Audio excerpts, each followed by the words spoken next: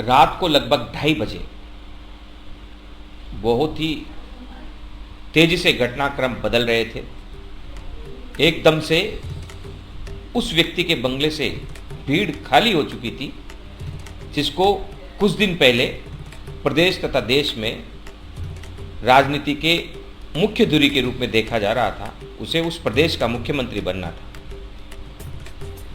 लेकिन चंद घंटे पहले ही, रात को 2:30 बजने से लगभग 4 घंटे पहले वहाँ से भीड़ खाली होती है और रात को 2:30 बजे वह बंगला बिल्कुल सुनसान हो जाता है।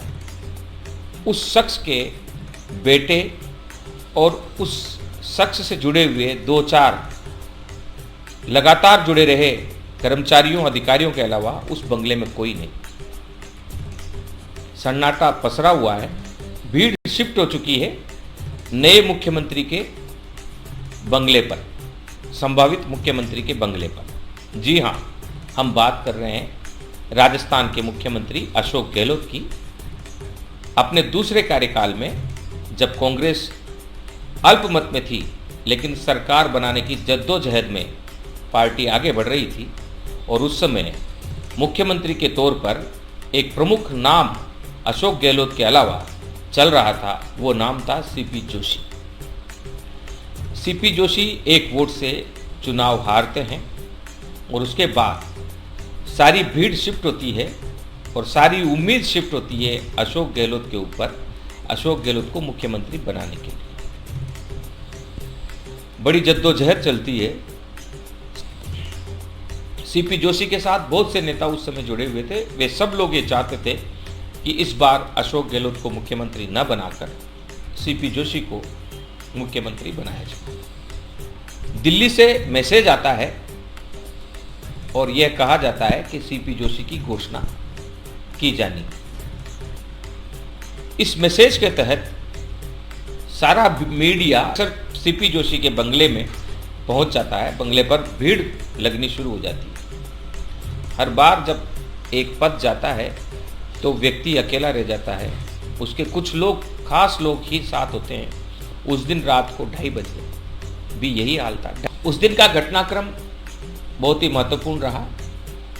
लगभग 8 बजे, 8:30 बजे से वहाँ से धीरे धीरे भीड़ छटनी शुरू हो जाती है। इससे पहले लगातार 3-4 दिन से पूरा राजस्थान का ध्यान उसी बंगले पर था।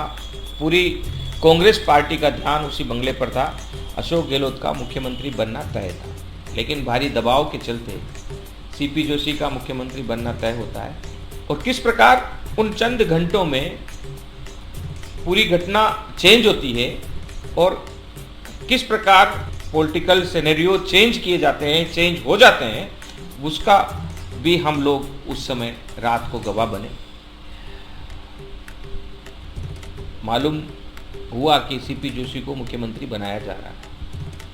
सारी भीड़ खाली हो गई और जब सब लोग चले गए तो हमसे भी कहा गया कि आप भी जाइए। लेकिन मुझे नींद नहीं आती है और मैं रात को 2:15 बजे उठकर वापस बंगले पर आता हूँ। बंगले पर उस समय पवन सिंघोदिया, जो यूथ कांग्रेस के पदाधिकारी थे, वे खड़े थे। बंगले पर विनीत सांकला, जो बाद में पार्षद भी बने और अभी बोर्ड में मनोनीत किए गए हैं, वे खड़े थे। और अनुभव चंदेल जी, वे वहाँ पर थे। ये लोग सब अशोक गहलोत के खास लोगों में और उनके प्रमुख अनुयायियों में माने जाते हैं। इसके अलावा वैभव गहलोत, जो उनके बेटे थे, वे खड़े थे। मैं अंदर पहुंचा तो चूंकि पत्रकारों को वहां पर अलाउ नहीं था, लेकिन जब उन्होंने देखा कि मैं अकेला हूं, मेरे साथ कोई कैमरामैन नहीं है, तो मुझे ज़बरदस्ती, मैंने कहा मैं खड़ा ही हूँ, आप जब जाओगे तो आपके साथ ही चला जाऊंगा, ये कहकर मैं वहाँ खड़ा हो गया। अंदर एक मीटिंग चल रही थी और बाद में जब मुझे पता चला कि अंदर निर्दलीय विधायक उस समय के प्रसादी लाल मीणा, रामकिशोर सैनी, नीनामा अंजू दानका, महेंद्र चौधरी, इसके अलावा 1-2 विधायक और थे, उनकी अंदर अशोक गहलोत से मीटिंग चल रही थी। मैंने हालात को भांपा और उस समय भास्कर टीवी में हमारे एक साथी कार्य करते थे, दुर्गेश भटनागर। क्योंकि मेरा कैमरामैन स्विच ऑफ करके सो गया था, उसका फ़ोन मिला नहीं, तो मैंने दुर्गेश जी को फ़ोन किया और उनको कहा कि आप आइए, ऐसी ऐसी बात है। दुर्गेश जी ने कहा कि कहीं ऐसा नहीं हो जाए, सर्दी का दिन है, मैं सो गया हूँ, आऊँ और कुछ खबर नहीं मिले। मैंने कहा नहीं, खबर मिलेगी, आप आइए।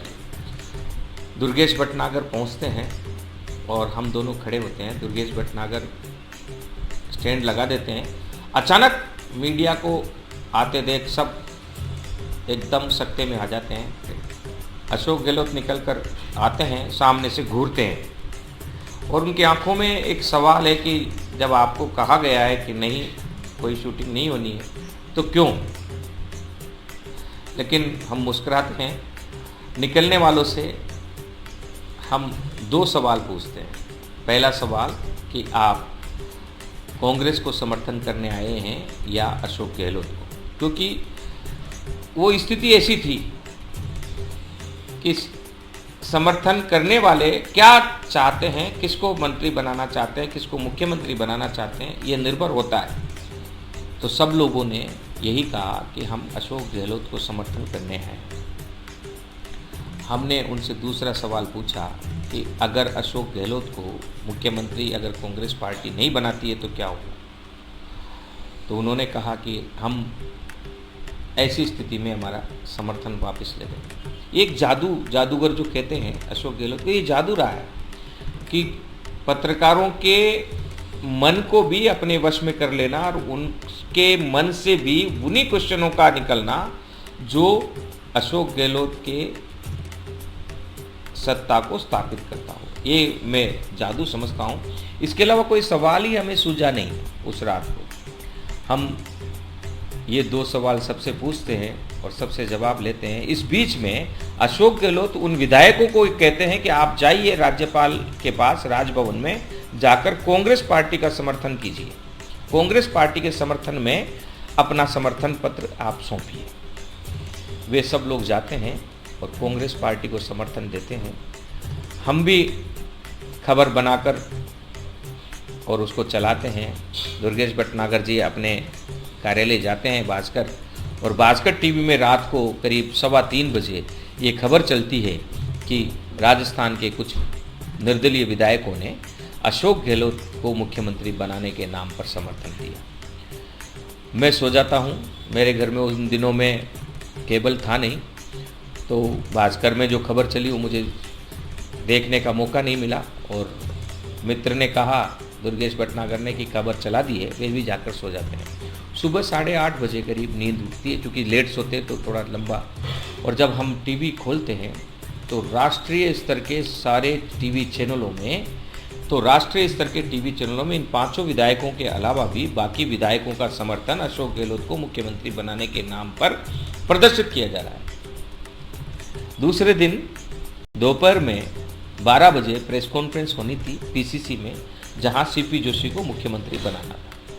ये 2 सवाल, और इस 2 सवाल के जवाब में मुख्यमंत्री की पद की शर्त के साथ निर्दलियों का समर्थन अशोक गहलोत को लगभग 2 दिन बाद मुख्यमंत्री घोषित करवाती। साथियों, मैं ये बात इसलिए कहता हूँ, ये कहना इसलिए आज जरूरी है कि कांग्रेस का पतन हो रहा है। ऐसे में अशोक गहलोत क्यों कांग्रेस को तार सकते हैं, क्या उनका स्वभाव है, ये मालूम किया जा रहा है। तो हम अगर मीडिया में हैं और हम उसका भाग रहे हैं कि उनकी आदत के बारे में हमने जानकारी ली है और उस सच्चाई को हम प्रदर्शित करना चाहते हैं, तो यह एक राष्ट्रीय पार्टी के हित के लिए भी है और एक अच्छे नेता के अच्छे स्वभाव को प्रदर्शित करते हुए सुधार आए सभी लोगों में, उसके लिए भी है। अशोक गहलोत ने कभी यह नहीं कहा कि मुझे मुख्यमंत्री बनाए। ये अशोक गहलोत की महानता रही है। कभी भी उन्होंने ये नहीं कहा कि मुझे मुख्यमंत्री बनाया जाए, मैं अधिकार रखता हूँ। जब सचिन पायलट को और अशोक गहलोत को मुख्यमंत्री बनाने की बात आई तो सचिन पायलट का खेमा और सचिन पायलट ये प्रदर्शित करते रहे कि मुख्यमंत्री में मेरा अधिकार है, मैंने पार्टी के लिए कार्य किया है। लेकिन इस दौरान अशोक गहलोत ने पूरे समय चुप्पी साधी रखी। उन्होंने कुछ नहीं कहा कि मुझे मुख्यमंत्री बनना है या मुझे बनाया जाए। सब कुछ उन्होंने आला कमान पर डाला। और जब आला कमान ने अपना निर्णय लिया तो अशोक गहलोत का नाम लिया और अशोक गहलोत को मुख्यमंत्री बनाया गया। तो ये गांधीवादी चरित्र को प्रदर्शित करता है कि वे कुछ पद नहीं चाहते हैं, लेकिन उनके स्वभाव के कारण, उनके न चाहने वाली त्याग की जो भावना है, उस भावना के कारण हमेशा अशोक गहलोत को मुख्यमंत्री बनाया जाता रहा है। बहरहाल आज कांग्रेस पार्टी हाशिए में जा रही है और कांग्रेस पार्टी का स्थान धीरे धीरे आम आदमी पार्टी ले रही है। इस जद्दोजहद में, इस पतन से कैसे कांग्रेस पार्टी उभर सकती है और उभारा जाएगा इसे, तो कौन उसका नायक होगा, यह अभी से चर्चा का विषय है। वहाँ पर भी अशोक गहलोत का नाम आ रहा है, लेकिन वहाँ पर भी अशोक गहलोत अपने आप को प्रधानमंत्री पद के लिए या राष्ट्रीय अध्यक्ष पद के लिए पेश नहीं कर रहे हैं। वहाँ पर भी वे अपना कार्य कर रहे हैं। मुख्यमंत्री तौर पर जो जिम्मेदारी उन्हें दी गई है वह जिम्मेदारी निभा रहे हैं। देखते हैं, बड़ा रोचक होगा आने वाला कुछ साल कि कांग्रेस उभरती है या कांग्रेस हमेशा के लिए समाप्त हो जाता है। पंचायत स्तर पर और वार्ड स्तर पर, ब्लॉक स्तर पर छोटे पदाधिकारियों और कार्यकर्ताओं को अधिकार देकर कांग्रेस किस तरीके से ताकतवर बनती है, यह बड़ा ही रोचक होगा। जय हिंद, वंदे मातरम, जय जगन्नाथ।